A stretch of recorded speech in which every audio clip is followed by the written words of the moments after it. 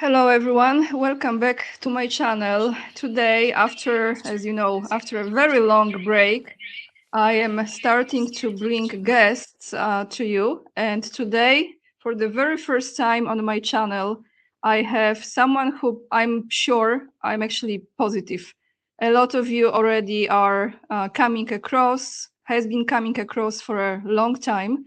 But I think I was getting ready for this conversation because some things had to settle in within me to invite Michael YON, who is, I'm going to read this, Michael, and please add later or correct me if anything what I'm saying is outdated.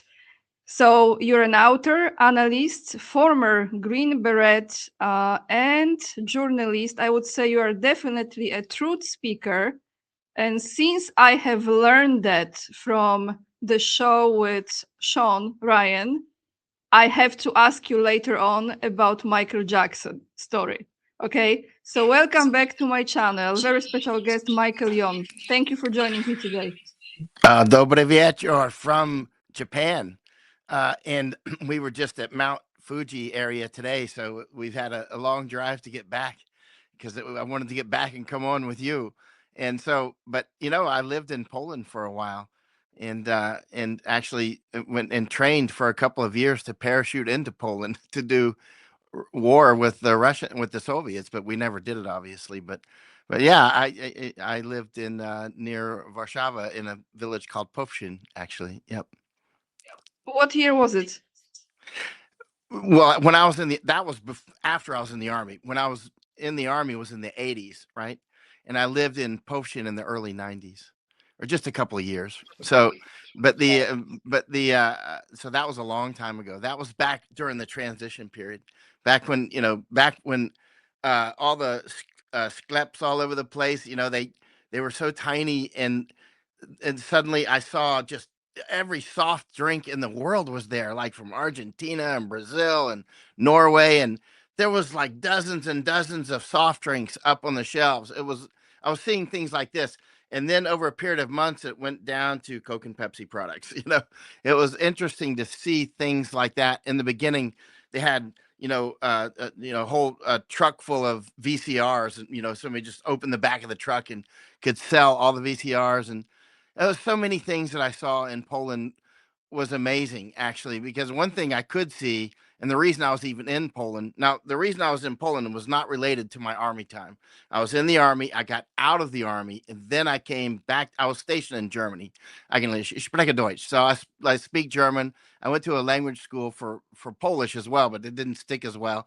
And then, but then after the army, I came back to Europe, and that's when I went to Poland, and actually I went to Romania and other countries, and Czechoslovakia when it was still Czechoslovakia, and then then they split apart, of course, and in East Germany when it was still East Germany, and but I realized out of all these countries, I thought the country that I think has the best prospects of doing well will be Poland. And I thought that because about the Polish people. I thought, man, these people are smart. They're stubborn. They've had a really hard setback, like generations of setback. Part of that's just location, location, location. Because if you live in Poland, you're going to see war because it's just, it's Poland. It's right where people go to war. It's flat land and that sort of thing. Actually, if Poland were just kind of out of the way a little bit, I think it would probably be the world's ruler. But I mean, but the thing is as you know, it's like a tidal zone for war, and the tides come in, the tides go out. But anyway, I thought Poland is probably going to do very, very well, and that's why I spent those 2 years there starting a business and that sort of thing. But Poland, as you know, has done very well.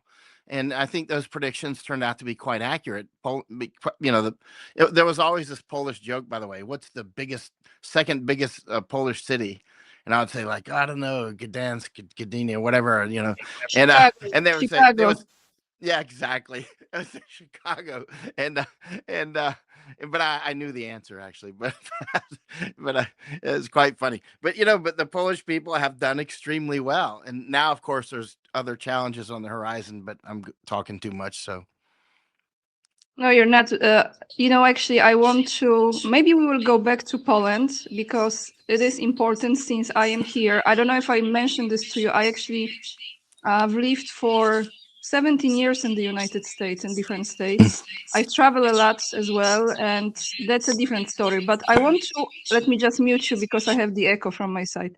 Okay, so um, being here and returning here after many years in US. Can you hear me, Mike? Can you hear me, Michael? Yeah, yeah. I have to tell you that what I have been learning more about Polish politics, because since I was in the US, I was not quite aware, was not following that what's happening here, and I have a very different perspective on what's going on that probably most people are aware of, because that's a different story. Let's go to different regions in the world. Actually, for a change, we will not start with Iran and Strait of Hormuz and other topics related to it, but I want to ask you, because I don't know what happened. I think God wanted me to do the research on that particular cult, Chabad Lubavitch, satanic cult. And I want to ask you about their presence in Japan, because let me just show you this. This is, the rabbis that are designated for pretty much most of the countries in the world. Trump has his rabbi, Putin has his rabbi, Zelensky has his rabbi. Can you see this map, Michael? Oh, 1 second. Let me unmute you now. One moment. Actually, okay. Let me just show this first. So here is the map of Chabad Lubavitch in the world, their locations. And when we look into Japan, you can see right here. Here we go. They have number of locations in Japan. There is one in Osaka, I think, in Tokyo, and few other places. Why I'm asking about this, let me go back to myself now. Okay. Why I'm asking about this is, what is the relationship between Japan and Israel, which is separate? But since those are the creatures, I call them creatures, that run the show behind the scenes, some of those creatures, Chabad Lubavitch rabbis, those tunnels in Brooklyn and their headquarters building in New York City, all those rabbis have a lot of say. And I want to know, how is Japan and where you live now dealing with this? Do you hear about their presence there, and how is the relationship between Japan and Israel? That's really interesting to me. Right. Now, I'm not an expert on this cult. It's quite a serious cult. I am cognizant of that, and it's quite yeah, and it's over the top, to put it mildly. And but weirdly, I was just talking last night with a Japanese intelligence man, actually, about the long history of Judaism in Japan is very deep. And in fact, I've talked about this for years with another, actually a Jewish scholar named Al Johnson. He's a friend of mine, actually. And we've traveled many countries researching different things, such as, and including here in Japan. But actually, some people, a lot of the Shinto, let's say, worship traditions are very similar to Judaism, extremely similar, to the point where it's like there's clearly some connection, and nobody's been able to figure out what it is. The Jewish people haven't been able to figure it out. The Japanese people haven't been able to figure it out. But there's clearly some real connection there. It's quite interesting. I mean, we could go on about that for hours, but you'd be better off having an expert on that. But anyway, not to go into that part. But when we look at on a larger scale, if I were to talk about Zionists, actually, and not that particular cult, but if we were to talk about Zionists, Zionists are something that I've been studying more and more as time unfolds, when we realize how significant it is. Now, of course, Zionism is not Judaism. Most Zionists are actually Christians, and if you look at the pie chart, right, and some Zionists are actually Muslims. Some are actually Kurds. I've spent a lot of time with them, Sunni, right? And a lot of those are actually moving in around here in my area, and but they have a very close relationship with the Zionists, with Israel actually, but not to conflate Israel with Zionism, although they are conflated, but they are actually separate as well. Zionism is actually something that's transnational, and it transcends Israel. Israel is a is a component of Zionism, and that's all. It's not all of Zionism by far. I mean, they're laying claims down in Argentina, over in Thailand, like on Koh Phangan and Koh Tao, and up in Pai, and over in Philippines, Baja And California, Greece, Mexico. Michael, sorry to interrupt you, Greek islands lately, right? That's right. And Cyprus. So I mean they're out there, and so they're actually spreading out. And in places where they don't have as much direct influence like Indonesia, because Indonesia has the largest Muslim population of any country on earth. But they don't like Israel very much, but they get along with the United States. Actually, uh, I would say Indonesia's favorite country is Japan, actually, for various reasons. Japan liberated Indonesia from the Dutch in World War II, right? Anyway, I spent significant time with Paul Wolfowitz years ago.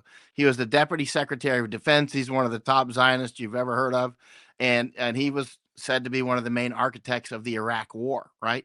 Now, he used to be the ambassador to Indonesia.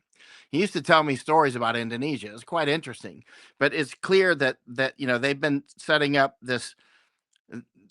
Gosh, we could go for hours. How much time do we have? Because I need to pace myself because I could go down this road for like 30 minutes. For me, yes, no, because it's I understand when you pull one string of a topic, it takes you to another. It's like the Right. whole story. But how overall, maybe that's my question. What is the sentiment in Japan towards now, let's say Israeli moves, I will be specific, Israeli moves in Gaza overall, how Japan is reacting to it? Or, Japanese people, if they even are not afraid to share their opinion, for example.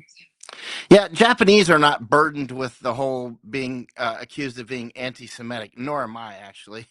I'm so done with that. It's like, that magic wand is broken and it has burned in the fireplace. The the and it's so interesting too that most of the Zionists are actually white people, whiter than I am, like Maliakovsky, the prime minister of Israel, and Maliakovsky, the prime minister of Argentina. Both Maliakovskis, you know, one's called Melee now, and one's called Netanyahu. But I mean, not to go into all that, but Japanese aren't burdened with that idea, right? But they see the genocide. I mean, it's quite obvious. The only people that don't seem to see the genocide are the ones who are told you can't see this. These are not the droids you're looking for, type stuff. A lot of Christian Zionists just don't see that's an actual genocide. Others do see it. Sorry, my light just turned on. But a lot of other Christians do see it, and actually many people that used to support Israel for years. I supported Israel, and then over time, because keep in mind, I was born inside of that information operation. My grandparents were born inside of it, so by the time I was born, it was multi generations thick. Like the Schofield Bible and all those sorts of things. If you're familiar with that, I mean, there's a severe brainwash. A Schofield Bible was a rewritten Bible with the huge support from Zionists that was rewritten back long before Israel was formed, but when the Zionists were really pulling it together, and the big people on Wall Street. If you look up Schofield uh, Bible and just go on YouTube, you can see some videos where people lay it out. But people have known about this for a century. The Schofield Bible was written by a criminal. He was just straight up fraudster, had been in prison for fraud and all kinds of other things. When the Bible was released, the Wall Street people made sure that thing went far and wide, and it's taught at the pulpits all around the United States. And by the time I was born, multiple generations had been raised on those teachings that we have to defend Israel. Those are the children of God and the chosen people. And basically, everything rests on our defending our, brothers and sisters. Basically, the, pet rocks, I mean, but in reality, it's just a giant psyop. That's all it is. most of those people like Maliakovsky, he's not a Semite. Those people they just bombed in Gaza and destroyed and genocided are Semites, right?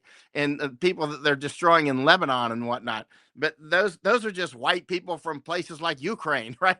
They're not Semites. Anyway, not to go into that, but it's quite clear. I've got a whole section in my library here. I should have.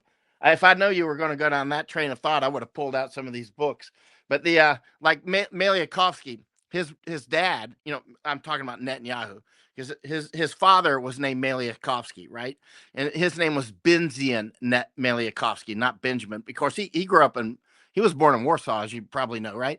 And so he wrote a book about the Inquisitions in Spain and whatnot, and basically the professional victims are always predators, and so anyway, but his father, okay, so three generations here. Granddaddy was in Russia. That was Maliakovsky. Dad was born in Warsaw. That's Maliakovsky. No, He I'm moved up. sorry, Michael. Michael, I think Dad was born in Belarus and then he moved to Poland. But nevertheless, in No. this Oh, region, in oh, the you mean Eastern you mean European, okay, grandfather or father? father of Oh, was Netanyahu. born in Belarus. I think He so. was Yeah, born in I think Belarus. that's what Oh, I was that's interesting. coming across. But anyway, it's like certain Yeah, region, like you're saying, Eastern right. European region. That's right. And keep in mind, during that same period, this is super important. There, okay, so let's finish that train of thought. So, grandfather, born in Russia, Maliakovsky. Father, maybe born in Belarus. I thought he was born in Warsaw, actually. And Maliakovsky. Then he moves. Oh, so he's a super Zionist and an author. So he moves over to Palestine, right? Now, keep in mind, Israel doesn't exist until 1948, but he's in Palestine. And in roughly 1920, he starts signing his letters like Netan or something. And finally, it morphed into Netanyahu, right? From what I've read, anyway. I wasn't there. So then it became Netanyahu, right? And then the Netanyahu we know now was raised at least minimum third generation into this shapeshifter, type of thing. And so, he speaks English fluently without an accent and that sort of thing. And so he's the guy that's there to corral up the Christian Zionist in the United States. And anyway, back in the 1800s, there was another guy uh, um, born in Russia. His name was, I think he was born in Russia, actually. His name was he actually he changed his name to Yehuda, but it was like Pearl. And he was he changed he rewrote a new language, modern Hebrew, right? So there was the old Hebrew, and a lot of the old Jewish, they spoke Yiddish, right? And I can read a little bit of Yiddish because I can read German. So when I was reading an old book one time in Yiddish, I thought it was some strange German dialect. And I asked somebody else about this. I said, "What dialect is this? I don't recognize it, but and I can understand a bunch, but a bunch is strange to me." He said that was Yiddish. Interestingly, when you're doing a proper brainwashing program, I mean strategic. I'm not talking small, like buy the soft drink brainwashing. I'm talking strategic, like a whole people that you're going to invest a lot of money into this comprehensive intergenerational program. Sometimes you'll go for the entire language, like make a new language or dissolve an old language. So they did that. They came up with modern Hebrew, which is called Israeli Hebrew now. But then in Israel later, they just sort of squashed out Yiddish. Yiddish is, I don't believe Yiddish was ever made illegal, but they just sort of elbowed it out, just like the Chinese now.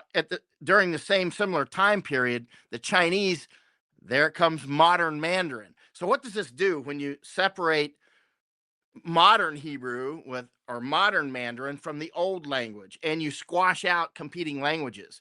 You're separating people from their history. So you can rewrite their history. You can weaponize that into a larger program. This is very comprehensive. This is intergenerational.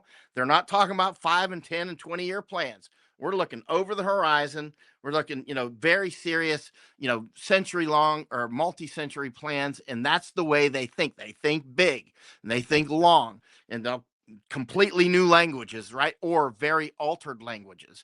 And so this is an old game, by the way, on rewriting languages or destroying old languages, that sort of thing.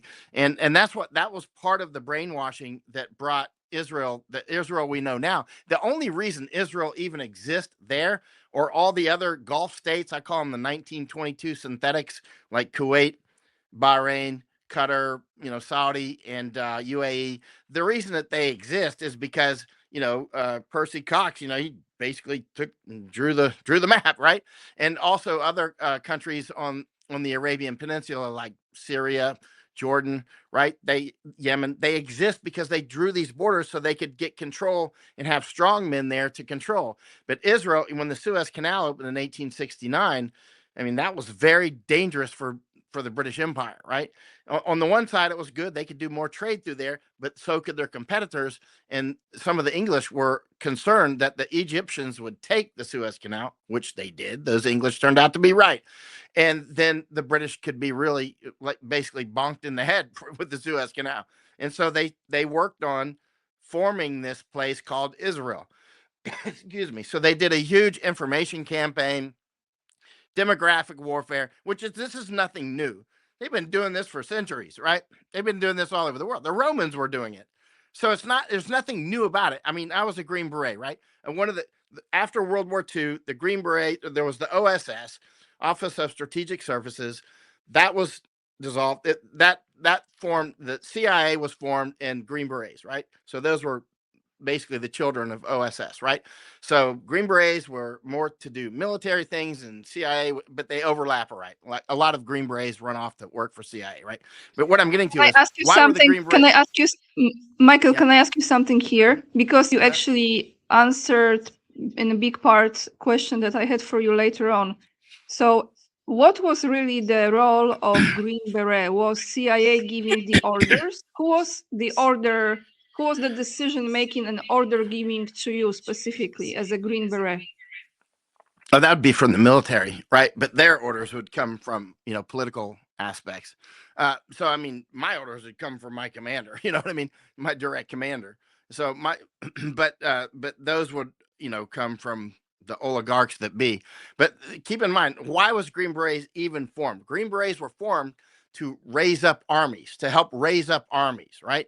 To go and sometimes overthrow governments, sometimes but keep in mind this sort of stuff had been going on long before the Green Berets ever existed.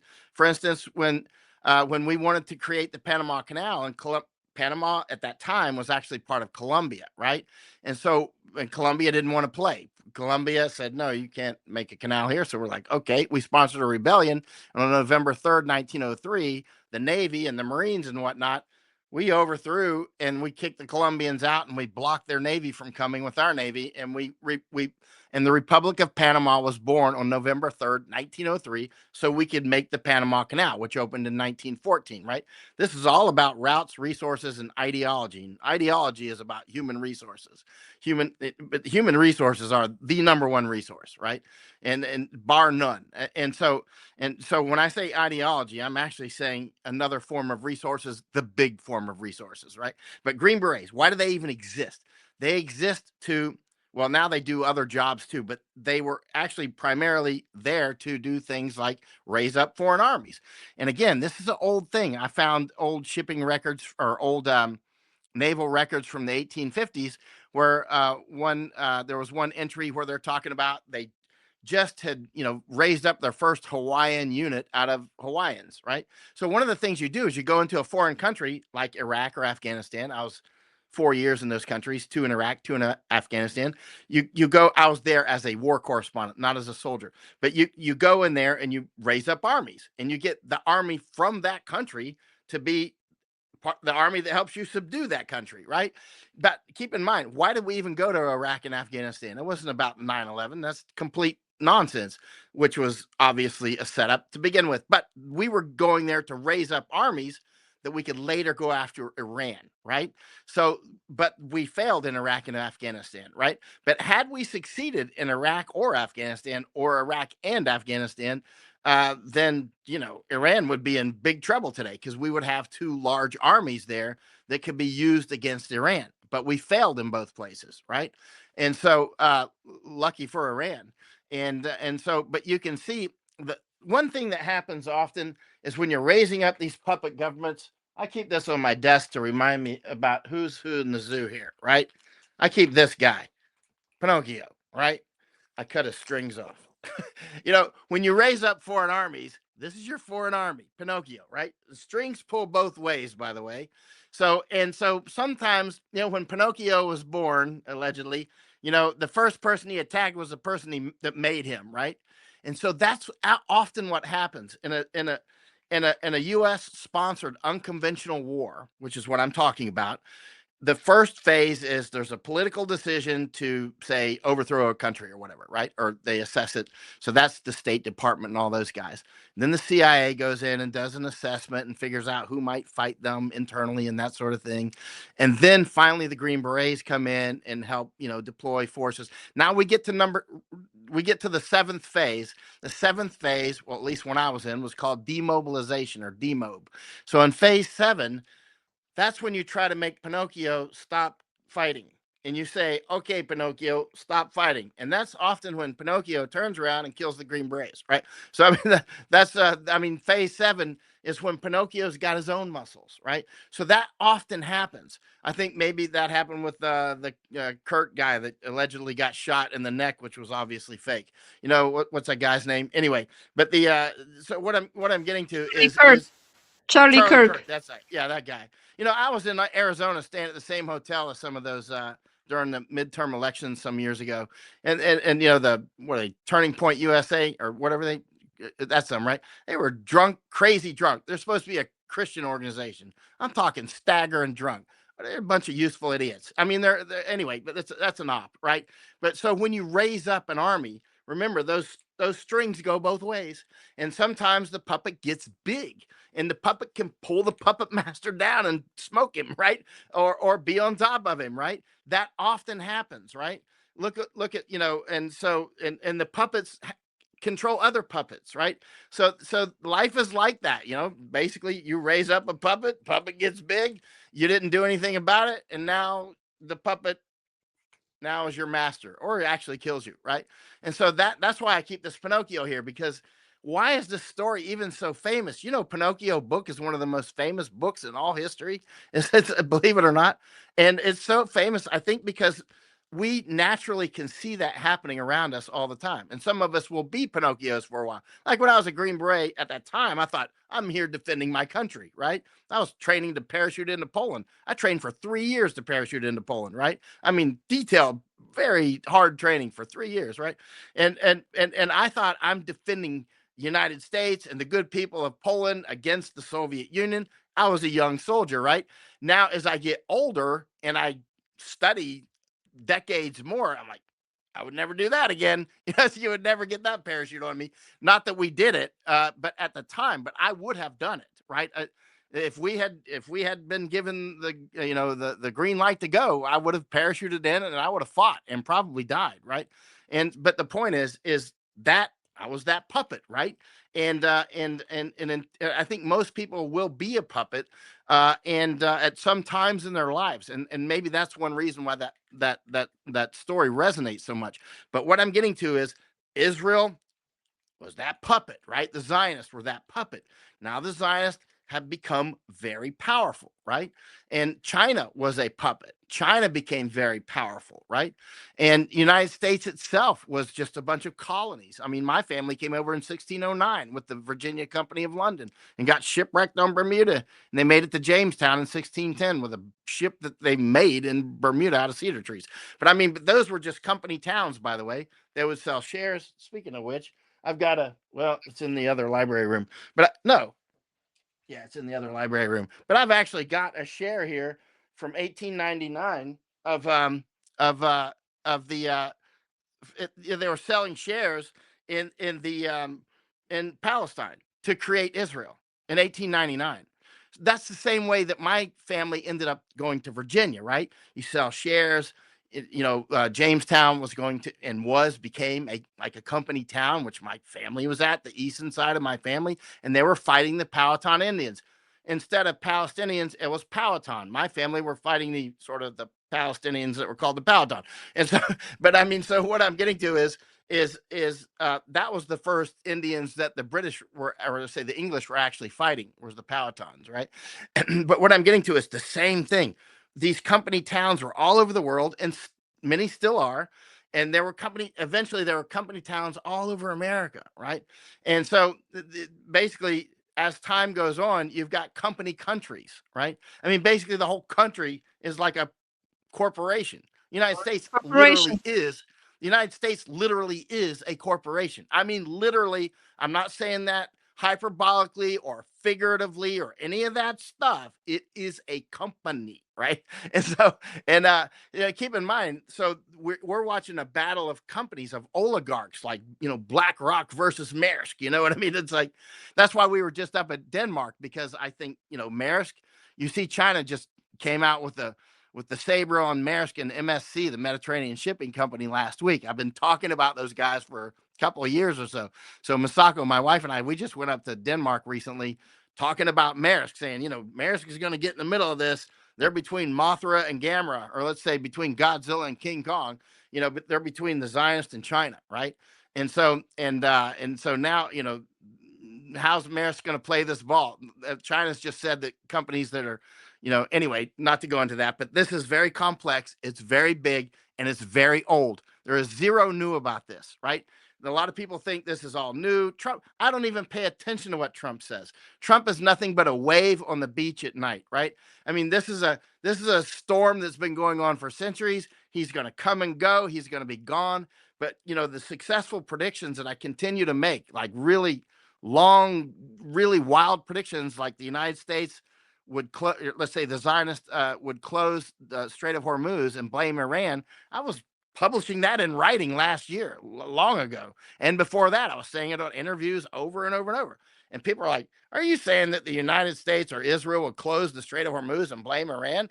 And everybody's like, everybody knows Iran would close it. And I'm like, well, that's because everybody doesn't study, right? You know what I mean? And I do 7 days a week for decades on end. And I go to these places and I'm out there with these people, right? I spent a lot of time in that region and in Panama and all these different places. And I have a feel for the way this crocodile hunts. And that was when I was publishing. I think the Zionists will close the Strait of Hormuz and blame Iran. And then they did it. Masako and I we were at Germany at BASF twice before Nord Stream was cut. And we were saying the last time we were at Nord Stream, I actually had bought an iPad. It may have been this one, actually. I bought an iPad that it was for nothing but watching Nord Stream flows. And I kept that iPad open for months. I could see how many cubic meters per second were flowing through the pipelines on this website. And I was like, sooner or later, I think that thing's going to go to zero. Of course, I didn't know. Maybe it wouldn't. And then finally, I said, Masako, look, it just went to zero. And, restarted it. And, well, you know, next thing you know, we see it bubbling up, in the Baltic, right? I mean, so what I'm getting to is how did we predict these things? Because we know we predicted Groningen and gas field would be closed, predicted almost to a day when the attack from the United States would happen on Iran, right? I mean, in writing, not like predicted it and didn't tell anybody. No, we were putting it in writing and saying on interviews, right? Because we know what the crocodile's doing. There are some of these people, not all, but there are some oligarchical structures that include the Zionist structure that are clearly trying to do a depopulation. And they want to depopulate. They want to kill billions of people, including with the death jab. Trump's now, starting to shake the stick at that new jab with the hantavirus, right? And a lot of people will probably fall for it, and other people will probably fall for some other little medicine that everybody, has said that it's the ultimate cure, which is ivermectin, right? But keep in mind, be careful. Be careful. Anytime it's left on the table, it could have been great before, but unless you're mixing it yourself or really trust who it's coming from, we are in a state of war. You're being depopulated. We're being depopulated. If nobody knocked on your door and said, knock, knock, wink, wink, we got the special wink and knock and handshake going on here, don't take the jab. This is an op, right? If nobody came to tell you that, and I know some very serious people that thought they were in the club, like people that work at BlackRock at a high level, thought they were in the club, but took the jab. You're not in the club. yeah, you're big Black Rock people and all these other people, State Street, whatever, but you took the jab. There's no seat for you. They may have assassinated you, right? You just didn't get the bill yet, or many of them actually are already dead, right? And so many are dead, and it's unbelievable. And so Misako, my wife, she works with the Dr. Murakami here, Yasufumi Murakami. He's the big, you may have seen that study that where they collected tens of millions of Japanese records, and they determined that at least 600,000 Japanese had died. Now, I don't know what the current prediction is. I know Masako was on the phone with him a couple of days ago, and they were talking about something else. But based on their data, at least 600,000 people died from the jab. And I know Dr. Murakami, he's very conservative. He's very careful with his words and his numbers. I mean, this place has been devastated by that thing, right? And now they're getting ready to roll out another one. And keep in mind, that's just one component of this. One thing I've been warning about steadily for 6 years is famine.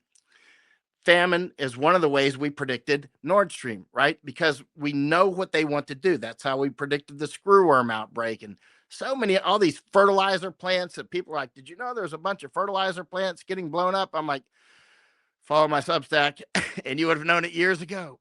In fact, you would have known it years ago, and you would have probably put money on the fact that there's a high chance that the United States slash Zionist, let's say, would close. When I was saying that Trump was a Zionist, people are like, where do you come up with this stuff? I'm like, just wait and see.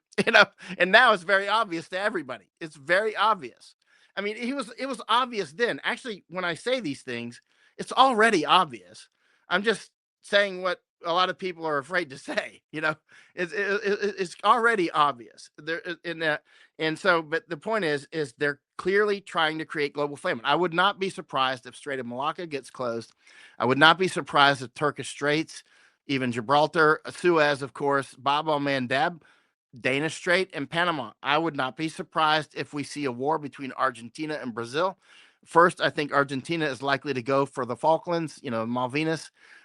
They're kind of, when we were down in Argentina about a year and a half ago, they were doing a big information campaign in Argentina about Malvinas, basically, which is Falklands. Argentina wants Malvinas, but it's not. Keep in mind, let's say this again: the Maliakovsky, who's the prime minister down there. I mean, his name is Mele. They call him Mele. That's Maliakovsky is his actual name. You just cut off. I don't know if you're there.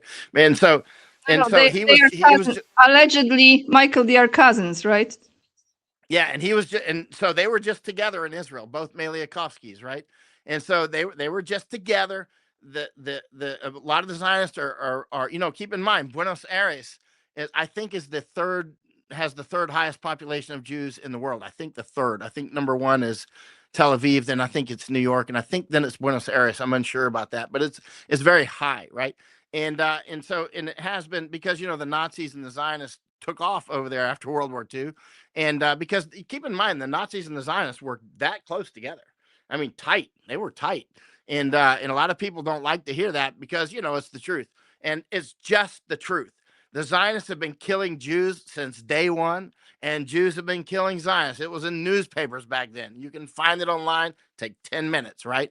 And and maybe two, right?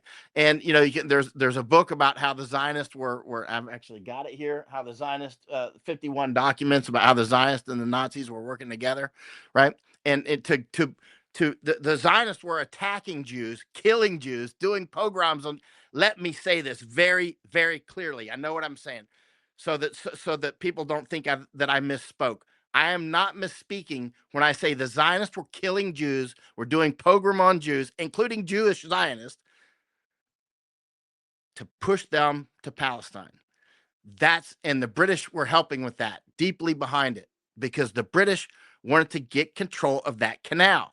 This is about routes, resources, and in that case, the ideology was weaponized. That's when they were forming this new language, the modern Hebrew. That's when the Schofield Bible starts coming out. That's when all kinds of other things are taking place. This is mega war. This is big time. Suez Canal is absolutely worth serious war for, and they were doing it. So they were coming down and repopulating that area to gain control, right? Ultimately, they're going to go for Egypt. That's clear. Egypt, of course, knows that. The Egyptians have been weren't not necessarily worried. They're not worrying type of people, I think, but they've been preparing for it. And obviously, a lot of the people around there realize that the Zionists want to take the whole Arabian Peninsula. I mean, they want to go for the whole thing. They Netanyahu was out there holding maps, about the greater Israel, right? Taking Saudi Arabia, the whole works. Jordan, Syria, the Lebanon. Can I ask you? I don't want to interrupt you because you share so much knowledge with us, but I want to ask you specifically about this famine. So, from a definition, it's a widespread extreme scarcity of food in a specific region, causing mass starvation, severe malnutrition, and high mortality rates. And here, Mike, I just want to show this to the audience because a lot of people don't follow it. And here is, let me just find the right one. This one. I hope you can see it, everyone. Here is the 10 worst famines, if I mispronounce, apologies, in history. And as you scroll down, you have Great Chinese Famine. If you have India, Bengal, Soviet Union, again, Irish potato, you have Japan in 1229 to 1232, Northwest China, and we are talking about numbers like 2 million, 6 million, 9 million. So why I'm showing this now is because as you have been very accurate with your predictions and your analysis, because on the research that you have been doing, just the echo, sorry, I have to mute you for a moment. How do you see this unfolding? If my question specifically is this, could you kind of paint a picture of the direction, Michael, of the regions which would be affected by those Strait of Hormuz closing and other canals, as you've mentioned, Strait of Malacca, I think, if I pronounce correctly, and then you mentioned Panama Canal. How do you see this looking at the map of the world going forward, direction-wise? And what do you think, are there any countries or regions that would be the most resilient towards that famine, or will not be as much affected as others? Right. This is interesting because of those famines that you showed. Uh, I think those will actually be small compared to what's now building, right? And because they've been for years, many years now, they've been setting the stage for these famines. It's taken a long time to sort of set the table, right? Reducing fertilizer production, reducing natural gas that's used to make nitrogenous fertilizers, with the Haber-Bosch process, that sort of thing. Reducing the ability for people to just grow food, and so including here in Japan. Now, who do I think will be most affected? Well, I think you're going to see Pakistan, India. You'll see like Afghanistan. You'll see Bangladesh, and they're clearly trying to put China into famine. Now, this is why I talked about Argentina and Brazil earlier. That wasn't a random thought. There's the bioceanic. Brazil gets a lot of. China gets a lot of food from Brazil, and it gets a lot from the United States, and a lot of the other products come through places like Malacca and that sort of thing. So if you cut these things off, you won't be cutting them off completely, but you can cut a sufficient number off that, they'll go into famine. And so there, and some of the pipelines and whatnot, they're very easy to interrupt through various means. And it's easy to close the Strait of Malacca. That's child's play. I mean, like, a few smart people could do that, right? For at least a limited time. Major players could just basically close it until you can stop them, right? And which would be a long time. But if you create famine, that creates something called HOP, human osmotic pressure, and that's the push and the pull of migration. So that HOP, that human osmotic pressure, this is 4 or 5 years ago. I flew from Europe over to Thailand to talk with an old prime minister. His name is Abhisit. I wrote the last 2 pages of his book. Actually, the book is called The Simple Truth, but that was years, I don't know, more than 10 years ago I wrote that. But his much longer than that, actually. But in any case, I flew in from Europe. It was London or Ireland or someplace. And I said, I think, because I asked him if I could come see him about potential food problems. And I said, I think if the Turkish Straits or Suez, the Strait of Hormuz gets closed, Thailand could actually be put into famine, actually, not to mention Pakistan, India, Bangladesh, and Myanmar, which will then flood right over to Thailand, right? Whoever's got the last food, and I've been through from India, Bangladesh, Myanmar. It's a straight shot. I mean, there's highway right there, right? You don't have to go through the Darien Gap. You can just go on the highway, right? And I said, keep in mind. And he said, you've been all over Thailand. I have, because Thailand's very important. I used to have an office in Chiang Mai. I mean, Thailand is the hyphen in Indo-Pacific security. It's super important, and there's going to be a fight over Thailand. But I said, but keep in mind, you export a lot of food such as rice.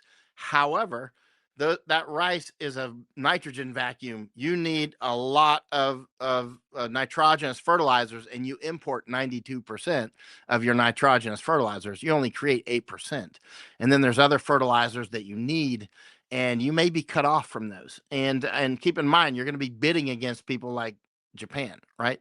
But then when countries like Japan get into trouble, in the past they might be able to rely on places like Malaysia and Thailand, or other countries, for to supplement their troubles, but they're not going to be able to do it this time with those other. And what I'm getting to is, if you close the Strait of Malacca, and they're letting it cook here with Hormuz. The disruption is adding up. It takes time. This is a long flash to bang. This isn't something that happens quickly. It's like, in a Muay Thai match or whatever, and one guy just keeps kicking the other guy's legs. He just keeps kicking them, and kicking them, and kicking them, and kicking them. And 3 rounds later, he's still kicking them, and finally he goes down. Right? That's what's happening.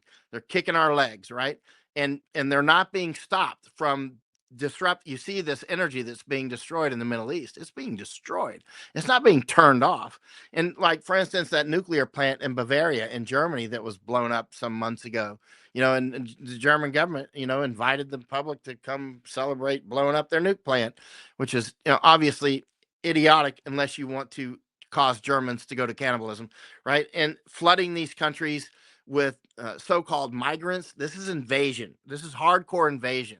And this is an old war tactic as well. Now, keep in mind, when we get famines, and I strongly think that they're coming, that will create tremendous human osmotic pressure.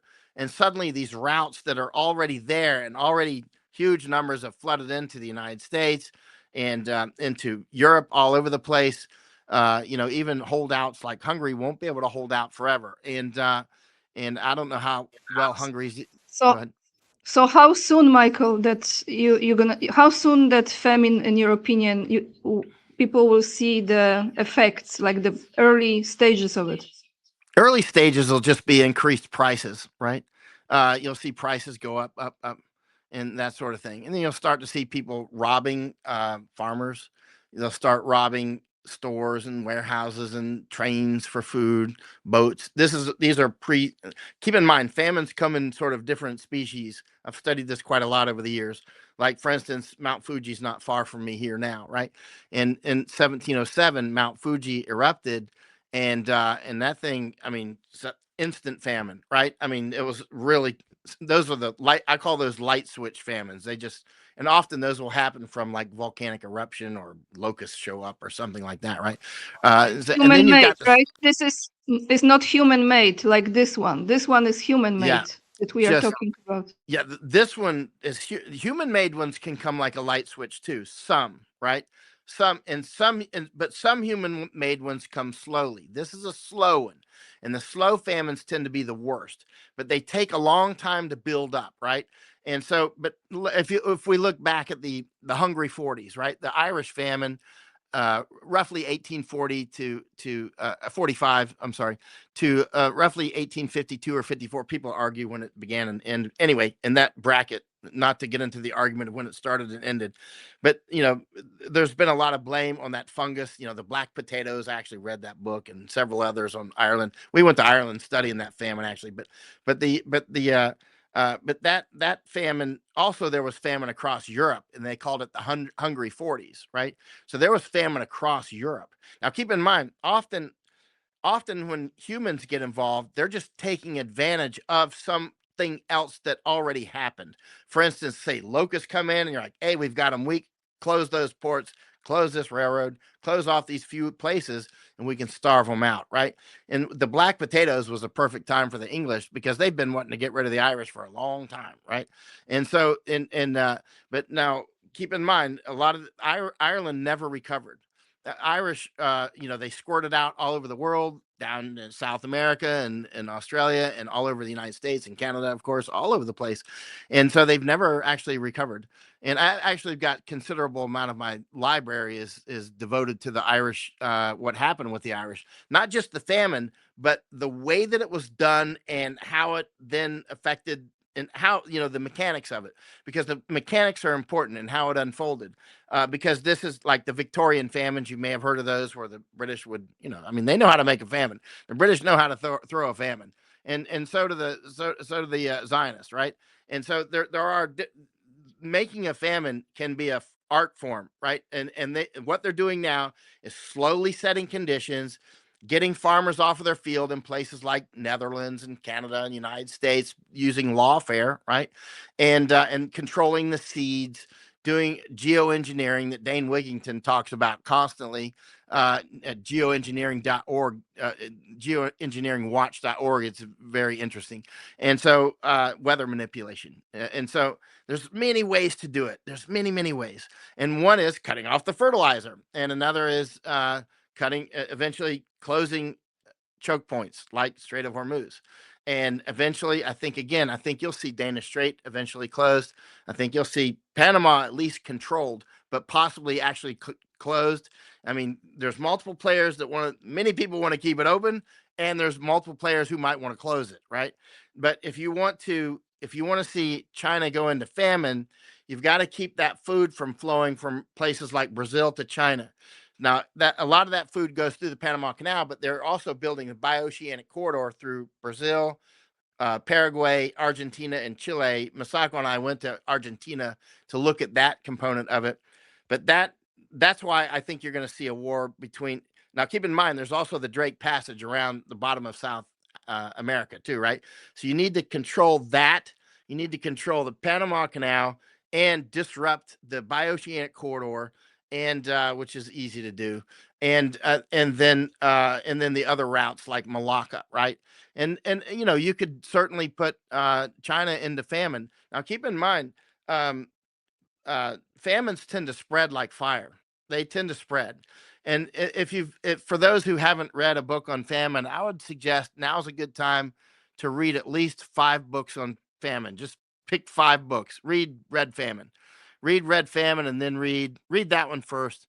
Just read something about the Holodomor, right? Red Famine is about the Holodomor. So read something about the Holodomor, Ukraine. and Yeah, Ukraine.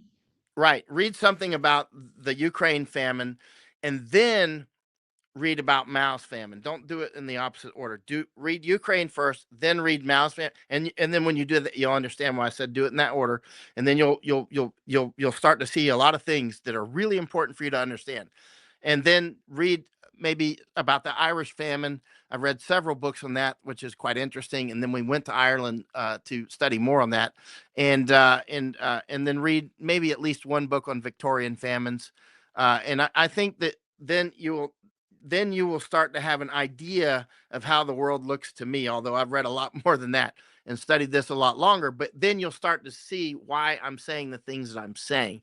It's not just random. It's like, no, I can see they're playing the board the way it always gets played, and they're playing the board to create famine.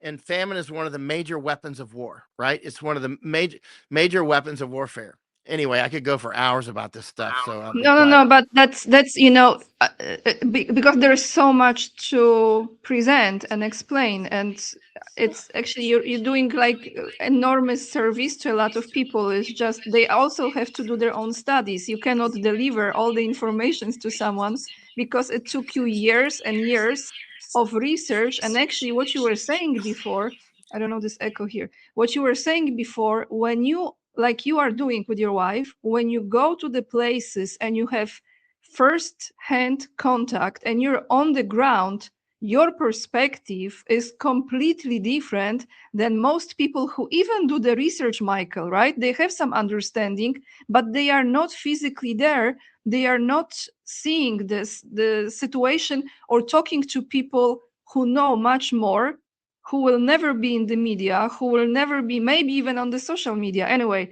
I'm talking now too much. What I want to ask you is, before we go to the mosque, because this is spiritual war, and people can use religion as an aspect of it. No, this is, in my opinion, war between, you can say, good and evil, or good and bad, or darkness and light, however you want to call it. But this is definitely spiritual war that is happening in different forms on the material level. So there's this significant moment for them to destroy the mosque. Al-Aqsa, I think, is the name, because in that moment this will create, desired by them, conflict between Christians and Muslims, which actually they are generating now by those illegal migration. That's what they wanted. They wanted ultimately this conflict and the civil wars in the countries in European Union and Europe. So the locals will fight against those people. And then we have a conflict in Middle East, because I think they're actually going to destroy this mosque. So my question here is, do you think how soon this is going to be? Because they are that crazy, and you know that they are that crazy, right? They're going to do something to this Al-Aqsa mosque. And after that, the bleep will hit the fan, and it will be more intensified. In a way, all of this, when I look at it now, I'm kind of sidetracking, but I want to present this picture because I'm thinking like this. They have the plan. I don't think they are completely successful with this plan, because I think they are fighting among each other. So like a snake that eats its own tail. That's how I see them. But they are trying. They can still depopulate big number of planet and kill a lot of people. But where I'm going at this is those data centers. Okay, so let's rewind. So in order to fully control the population, whatever remains on this planet, right? The vision is we have to, well, we kill them with the jobs, we kill them with depression, we kill them with big pharma, right? You know, Michael, we kill them many different forms, right? We know how to kill them with food, with poison and water, whatever. And then we have to have the digital currency, right? Which is very important. And I know when you were traveling, you were in the Netherlands, you were in Holland with Catherine Austin Feeds, and you spent lots of time there. You were doing research there as well. So this financial aspect is also very important, because in order for people to be able to even exist, they will have to have this digital currency, and everything will be, you know, are you a good person, bad person? Can you drive? Can you not? You know, all of that.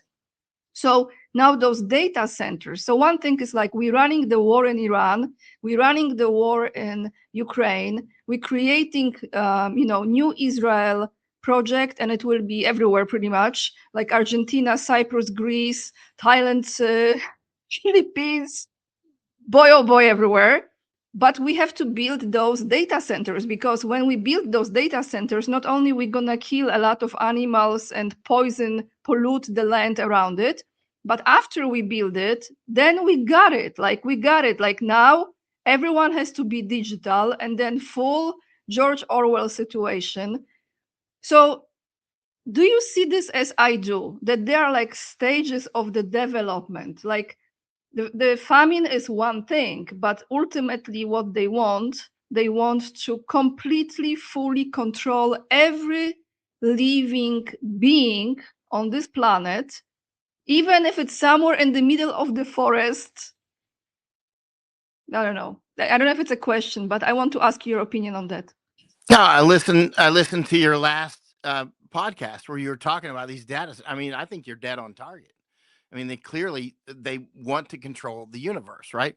Keep in mind, which is quite interesting. When you're in business, which I was for years before in between the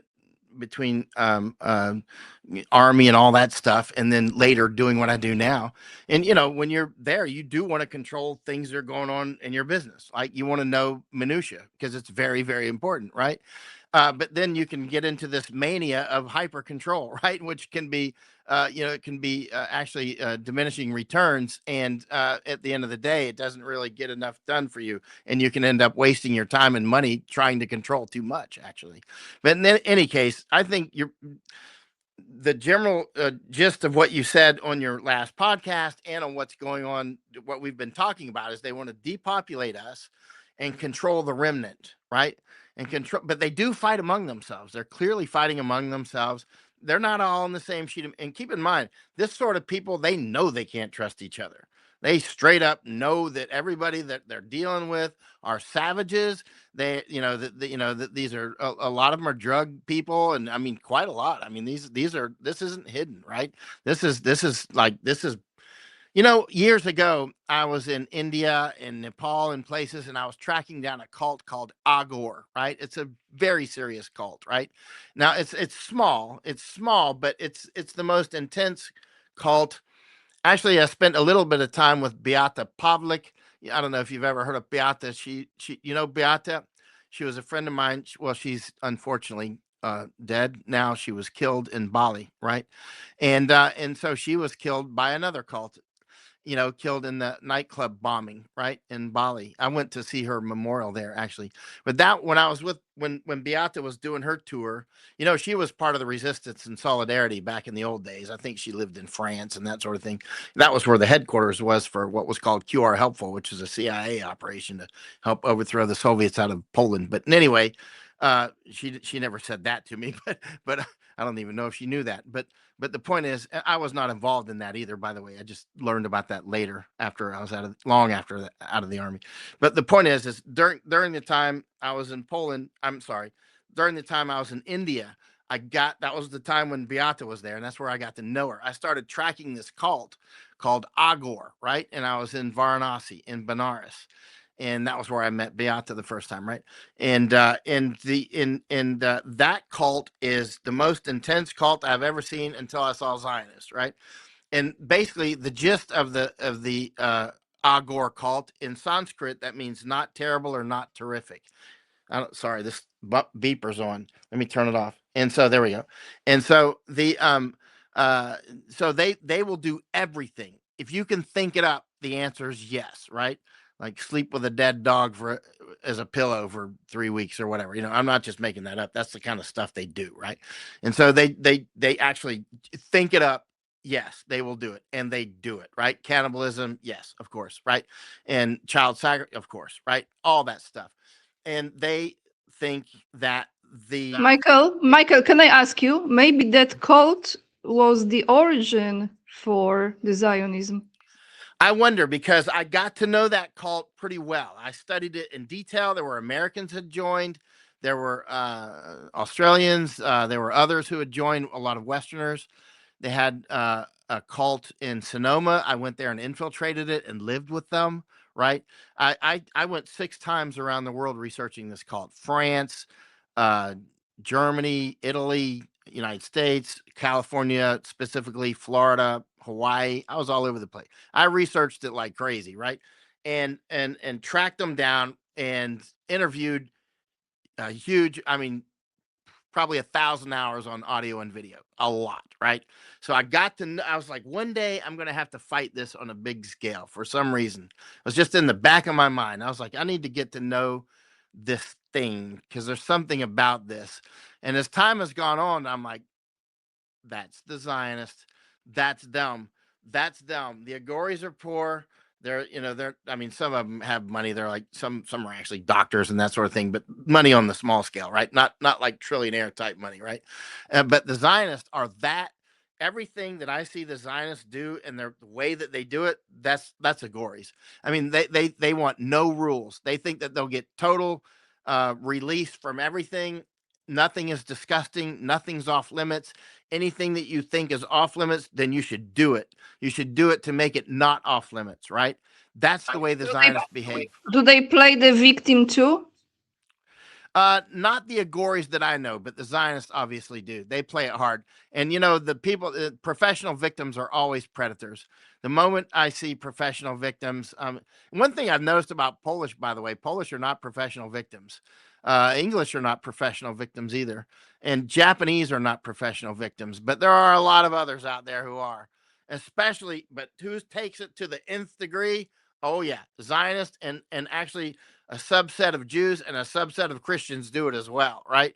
I mean, I've got a whole section of my library on martyrs and martyrology, and some of it's straight up fake. You know what I mean? Like claiming that the Japanese were crucifying people and that sort of thing. Which and then some of the other Westerners came later and like they weren't doing that. Japanese don't even crucify people, right?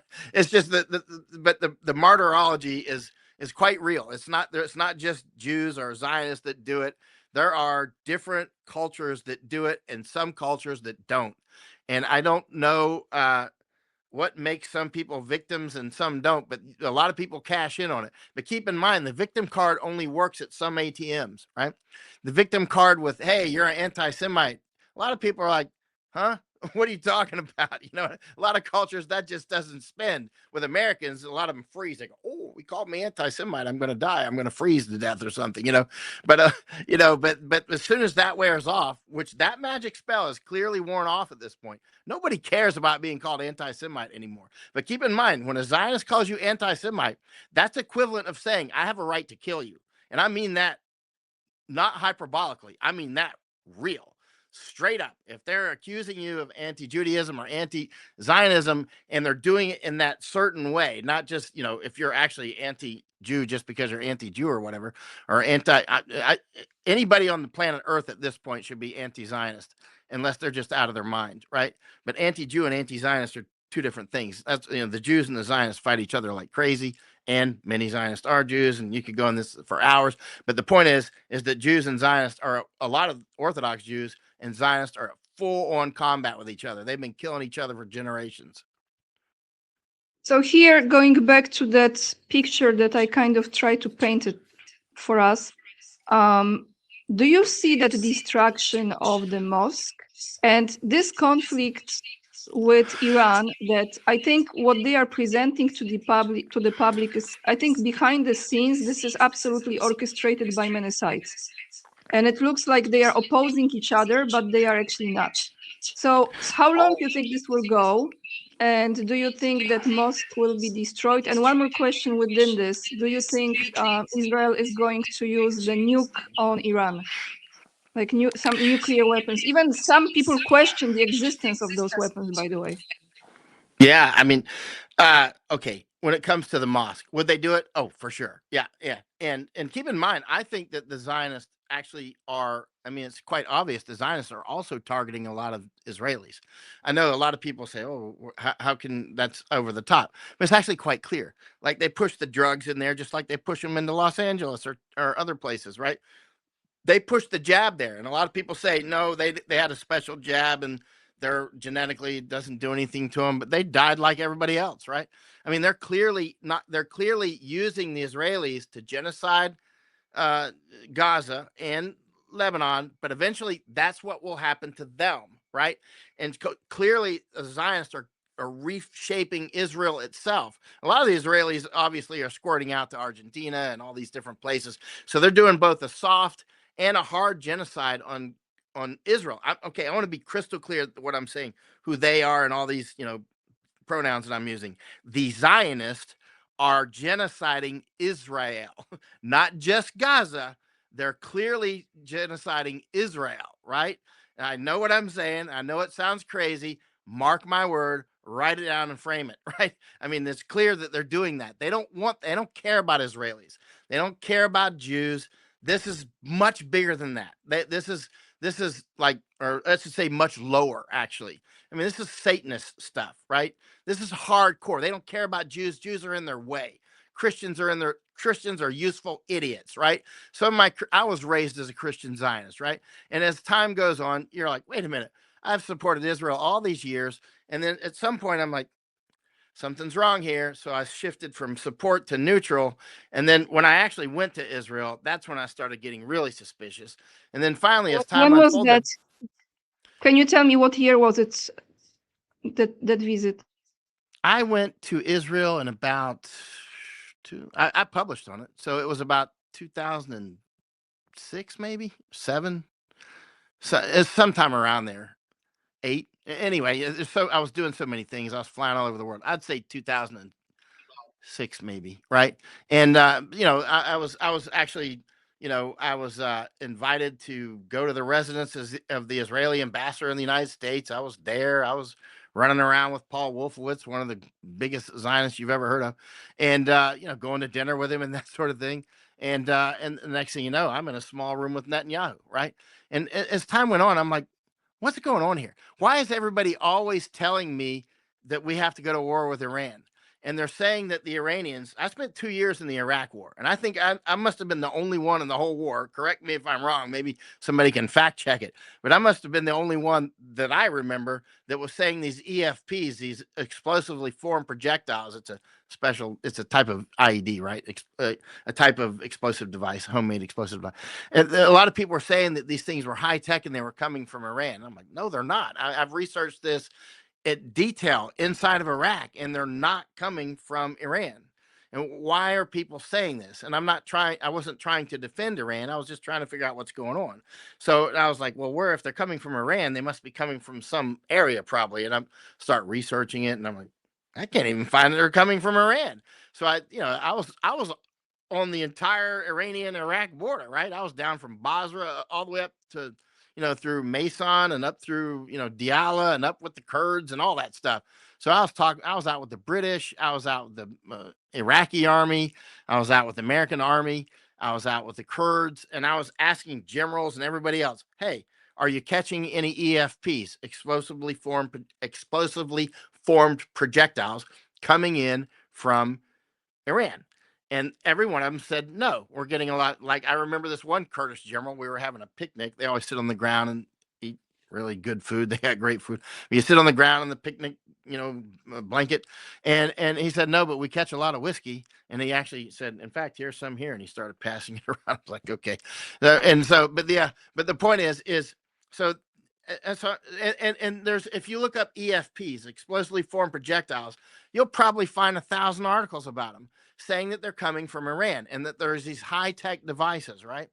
And I'm like, when I was a Green Beret, when I was about maybe 20 or so, I learned how to make those in, I don't know, a few hours. You know what I mean? I mean, all you need is basic algebra and a basic knowledge of explosives, and they're not high tech. They've been used for many generations. A high school student can make them, and all you need is some copper and some other stuff, and you can make them, right? And so, but what I'm getting to is they were, and I'm like, what? Every time I keep in mind at that time, I was the number one war correspondent by far in the United States, right? So everybody wanted my ear, right? Everybody was trying to get me to say something, right? So I had to be super hyper on guard about that. That's why I got invited to Israel. That's why I was getting invited to meet all these unbelievable people. And at that time, I'm like, something's going wrong. I can't walk in the room with these guys without Iran popping up in the first, minute or two, it seems like, right? And Iran. I'm like, I'm not seeing it, guys. You know what I mean? And I'm trying to put it together here, and I'm just not seeing it. And so finally, I was with General Petraeus. He was the commander then in Baghdad. Later, he was commander in Afghanistan. I was with him over there as well, and then he became director of CIA, of course. And I asked him, I was like, Dave, I'm not seeing any EFPs. I've been across the entire border, Brits, American Army, Iraqi army, and the Kurds. Nobody's capturing them. I've been on missions where we're supposed to capture EFPs. We capture whiskey again, stuff like that. We're not even catching weapons coming in. We're not catching crap except whiskey. I mean, it's like, what are we doing? And I said, is there any EFPs coming in? He said, well, we haven't actually caught any. I'm like, well, according to the news, they're like flooding in here, like, coming by like a train or something. There's no train, but you know what I'm getting to. And over time, I'm just like, it took a while to figure out. Keep in mind, I didn't come into this with the level of knowledge that I have now. So forensically, I go back with a lot of the things that happened then, and I say, oh, now I see this, that, and the other, and so then it became clear later why we were taking Iraq and Afghanistan, which was to attack Iran, right? Because if you look where Iraq and Afghanistan are, they're the bookends of Iran, right? So you could build armies there, like I mentioned earlier, and attack Iran, and Iran would be still, they would still have a chance because those people are smart and they're dedicated, right? And they have their own And pride, it's and they're very Persia, serious. right, Michael? It's Persia. Come on, Persia is Persia. It's Yeah. different. It's different DNA, I would say. It's different backbone and it's different spirit. They actually call it Iran, actually, but the you know, because Iran came from the old name uh, from the Aryans, right? And actually, I just spent a couple of days with an Iranian, and and you know, and the Iran, I've never met an Iranian that I wanted to kill or even fight or even. I always like them. I'm like, why are we fighting these guys? You know, but you know, but if I say anything that's even slightly off that some Zionist doesn't like, they're like ready to throw some Zionist jihad on you. You know what I mean? They're like ready to, you know, hit you with a cruise missile or something, right? An American cruise missile at that. So I mean, you know, I don't want to have anything to do with these people I used to support. I don't want to have anything to do with them. I mean, these people are committing genocide. You got to put arm's distance at a minimum between you and those people. If not, I mean, you're wearing that around your neck. And if this war gets lost, and there's a high chance that it will, you could be hunted, right? You can be hunted for generations, just like the Israelis. You know, they're like, we'll hunt them for 100 years or whatever they're saying, right? Killing people all over the place. Keep in mind that same fate can await them when they've done all these things. If they destroy, I think that there's a chance that the Israelis may destroy Mecca and Medina. I don't know. They may attack it, or let's say attack it. I mean, if they do that, that would be in service to trying to create a huge upwelling of the Muslim world against Americans, right? And they don't care if Jews die. They don't care at all. They're Zionists, right? Zionists don't care if Jews die. Christian Zionists do, because Christian Zionists, a lot of them are, you know, so brainwashed. And keep in mind, that's a lot of my family and friends, right? I'm intimately aware of those thought processes. Like Thanksgiving dinner aware, right? You know what I'm saying? So I mean, I know where it comes from. I know it fluently, right? And so what I'm getting to is it is brainwashing. There is, you know, by the way, one book that everybody should read is Rape of the Mind by Joost Meerloo, right? He's a Dutch psychologist, came out in 1956. It's called The Rape of the Mind. It's about menticide, right? Read that book and then read the book by Bernays called Propaganda. You can read one or the other first. Propaganda you might want to read first because it's a quick read and it'll get you warmed up. And then go into Rape of the Mind and make sure to read that in a quiet place. Like study it. Don't just read it. Like really honestly study it and take notes when you're going through Rape of the Mind. And you're going to see that book will make you more resilient against brainwashing, because you'll see the headlock that they're putting you in. Sometimes you'll see a lot of the tricks that they're playing, and those tricks are always coming at us hardcore, right? Look at, I mean, everything that we grew up seeing is like brainwashing. All these movies and the music and the drugs everywhere, and I mean, And I've the got all these history. Yeah. fake history galore, right? You know, the whole promised land or the chosen people, that's a total psyop. That's a total psyop, right? And keep in mind, that's not the first place that it ever happened. The same was happening at the same time back in the United States with, for instance, what's called the Dawes Act and the Dawes Rolls and all these different things with, you know, the 5 civilized tribes. Not to go into that, but I could, you know, got a huge part of my library is about that. I mean, but it's about, you know, the things that we're describing there have been done over and over and over around the world. So what we're talking about in Israel is nothing new. It's just happens to be that is the most intense area of the world, right? And because of the routes and resources, I mean, that place is destined to have war as long as people are fighting over those sorts of things that pass through there. You know, I want to add a few things to what you said, because you know that few days ago, Knesset in Israel has approved 700 something $1 million budget the increase of the budget for the propaganda, meaning if you were a journalist nowadays, like you were then, you would be the target for that 700 something million dollars to present certain narrative, like they pay those influencers. So they just approved this a few days ago. And isn't it crazy when you think about it? So like, where is this money coming from, right?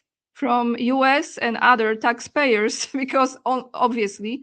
And then one more thing here, as far as why they want to destroy Israel, because that is actually part of that big vision that Chabad Lubavitch is talking about. This is how it's supposed to go, according to them. This is why Netanyahu was blessed, Milejkowski was blessed by Rebbe Schneerson to continue with this, so Messiah can come back. But Messiah can come back when the mosque is destroyed, when many things are done, right? But the mosque is destroyed, and actually Israel has to also be, to some large extent, destroyed. So they do it, Michael, and I know you know this, I'm just speaking to the viewers who maybe haven't heard about it. Do the research, because they want certain things to be that cruel, for that Messiah to come back, which is crazy. So, Michael, I have last Yes. question. Yes. And The I reason I'm actually moving don't. things here is because Mhm.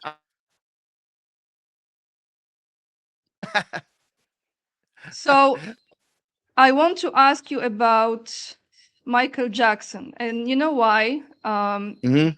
It was 1995, Mhm. Warsaw. Michael Jackson was on tour. You know what was the name of the tour? No. Remember? No. History tour. History tour. And History when you tour. look at it, Huh. his story, history, Right. Michael, his Right. history tour. So he went to Poland. He only had one concert, and guess what? I went to see the concert. But that is not even the most exciting. You know what was the most exciting for me? That I was walking not far away from Marriott Hotel. I'm sure you know exactly where Marriott Hotel was in Warsaw, in the I had center, where the railway station. had many breakfasts there. Okay, so he stayed exactly in that very high building, and that skyscraper kind of. For Polish, in that time, for Poland, it was skyscraper. Nowadays, not so much, right? Anyway, he stayed in the penthouse, and I was there having an interview to work on the cruise ships in the same time when he had concert, right? That visit. So I had interview in the same hotel, and as I was coming down outside that interview, this hotel, the crowd was standing, Michael, we love you. And Michael was not even there. I actually crossed the street, was walking to the place where I was staying, and there, from the folk shop in Poland that now they are disappearing, it was called Cepelia. So they were selling like arts and crafts from the Polish villages, like very beautifully made crochets and all sorts of things, like wooden sculptures, amazing stuff. I see a van, and then I see two guys who look like kind of Michael Jordan, I'm like, here in Poland? What is going on? And then I see Michael Jackson coming out. He was literally, I would say, like 15 meters away from me, like at the front of Mhm. me. Why I'm saying this story? Because I didn't know. I just recently came across this, that you were working as, like, you were involved in his security. And I have to share this with you because in that time I really didn't understand the energy of that man. As I got older, I listen to his lyrics differently. I have a different understanding, but I also listen to the tone, to the vibration of the music, and I also perceive it differently. Mm. There was, there is like something about, for example, Princess Diana and Michael Jackson. There were certain individuals that held a Mhm. certain energy field that was very what's the word to use? Not healing only, but the work that was helping people a lot, that was very transformative, that was Hmm. really affecting people in a good way. And I have this belief, and I'm sure I'm not the only one. You know, they say Michael is dead. Actually, I don't believe he's dead, but this is just what I think. I think there is a certain story behind it, but what they were intending to do, and let's say they succeeded as they Hmm. presented, they wanted to kill him, right? Um, you know, Hmm. I don't know if it is related to the people who own the Sony group or the Zionists behind, you know, certain curtains, right? I want to ask you about if you can share, like, how was did you interact with him in person? Like, did you had any encounters with him, just with like another human? Did you experience him in person, and how was that? No, I was just at Neverland basically doing my calculus homework. So I mean, I didn't talk with him, I didn't hang out with him, I didn't travel with him. I mean, I was just basically doing derivatives and things, you know, and checking the giraffes and checking the lions and that sort of thing. And actually, it was just a job that was offered to me at first because I was in I was going to school in California after the army, and just happened to be one of my old Green Beret friends was in one of my math classes. He was studying engineering, and some so through that, another guy learned that I had been in special forces. So he came up to me one day and he asked if I wanted a job, and I was like, "What is it?" And because it is expensive out here, and he said he couldn't tell me, and I was like, "Well, I'm not going to do like a bank job or something." He goes, "No, it's nothing like that. It's completely legal." And he said, and so okay, well, anyway, so we get out there and it's Michael Jackson's Neverland because the guy seemed trustworthy. Actually, I didn't get any bad vibes from him. It was obviously something secret, and so I went out there and there I was at Neverland. I was like, oh, I'll take it just for the cool factor, right?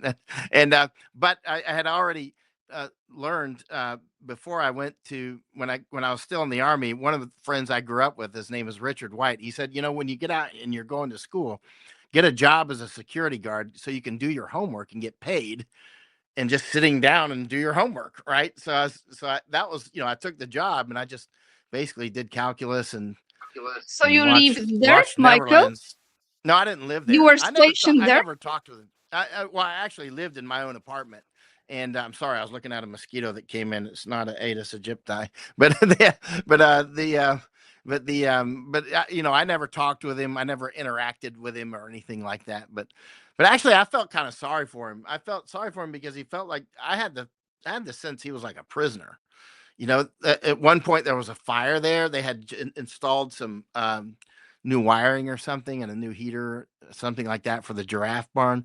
And the fire department showed up before. I mean, I'm sorry, paparazzi showed up before the fire department. And I was there that night, and it was just like it was some wiring problem. And then another night, one of the maids threw uh, ashes from the. I think she was in the Philippines, so she wasn't used to having fires in the fireplace, and so she threw the ashes from the coals from the fireplace into the trash can, and that caught on fire. Yeah, and so that was the second time the fire department came, and again the paparazzi were there before. I just felt sorry for him. I was like, this guy is like a prisoner. And by the way, I'm probably the only Green Beret on planet Earth that actually liked Michael Jackson. And then when everything was unfolding, I was like, I wonder. I mean, that guy seemed like he was a prisoner his whole life. He ended up marrying Elvis Presley's daughter, right? And in reading those two interacting together, to me, they seem like they were raised in an environment that I would not want to have been raised. A lot of people would want that because rich and famous and all that, but I don't think it's worth it. If you're free and you're able to be yourself and in public, consider that a gift. Yeah. Thank you so much for sharing this. Interesting, how nothing is a coincidence. Like you end up in certain places in a certain time for a reason.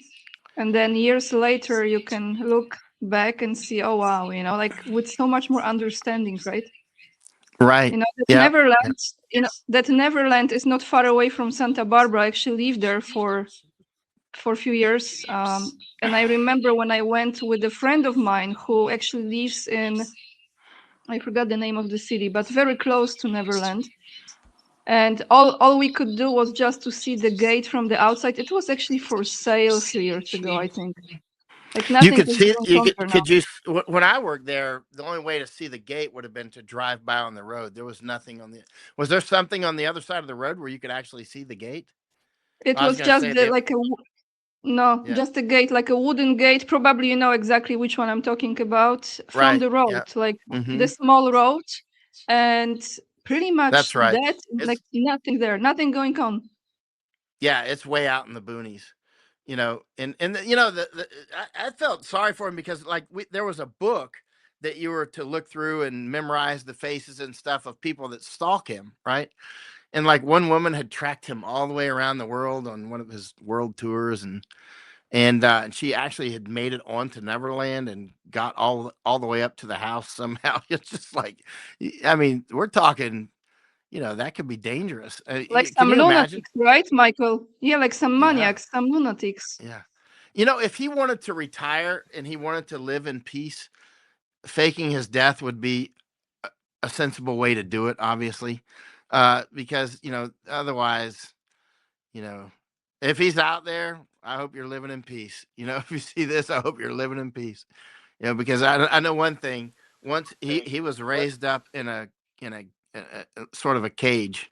He never had a chance to live life like we did. I know everybody would want to live like that, but I don't think you really do. Yeah, that's a big price to pay. Michael, thank you so much for joining me today. You were very generous with your time. It's late in Japan, and I have to tell you that I since I was a little girl, I had this very big fascination with samurai culture and Japan. Probably one of my past lives, who knows? But I really want to visit Japan one day. So it's interesting that actually I come across you and you live there now. And I used to work with some Japanese. I had some Japanese coworkers in United States where I work in Las Vegas. I work at the fashion industry. I work for like Chanel and other brands, and I had two Japanese coworkers, uh, and then another one. So three in total throughout my life. And I love the people. I always loved Japanese customers. So gracious, so polite, so Mm. respectful. I never experienced the country, but one day I definitely will. So I think you saying that Japan will be affected, but I think I don't know. I feel like Japan is very resilient, right? And they're gonna survive no matter what.